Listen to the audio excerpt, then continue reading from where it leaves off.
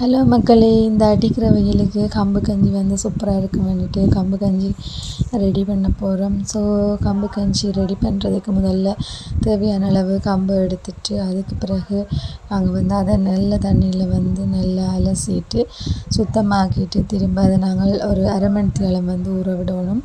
So ஊற விட்ட பிறகு பாருங்கள் இப்படி இருக்குன்னு சொல்லி சூப்பராக வந்துருக்குது. அதை வந்து நாங்கள் அரைச்செடுக்கணும். ஸோ நாங்கள் வந்து மிக்ஸி ஜாரில் போட்டு அதை நல்ல வடிவாக அரைச்செடுத்துட்டு அந்த கம்பு பாலை வந்து நாங்கள் வடிச்செடுக்கணும். ஸோ வடிச்செடுத்த பிறகு நாங்கள் அதோட தேங்காய் பால் வந்து ஆட் பண்ணலாம்.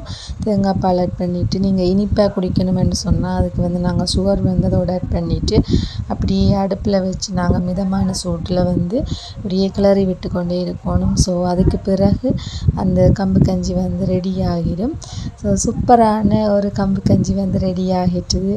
எங்களுக்கு வந்து இந்த அடிக்கிற வெயிலுக்கு இந்த கம்பு கஞ்சி குடித்தோம்னு சொன்னால் ரொம்பவே குளிர்மையாக இருக்கும். அதோட நிறைய மருத்துவ குணங்கள் வந்து இந்த கம்பு கஞ்சியில் இருக்குது. நீங்களும் ட்ரை பண்ணி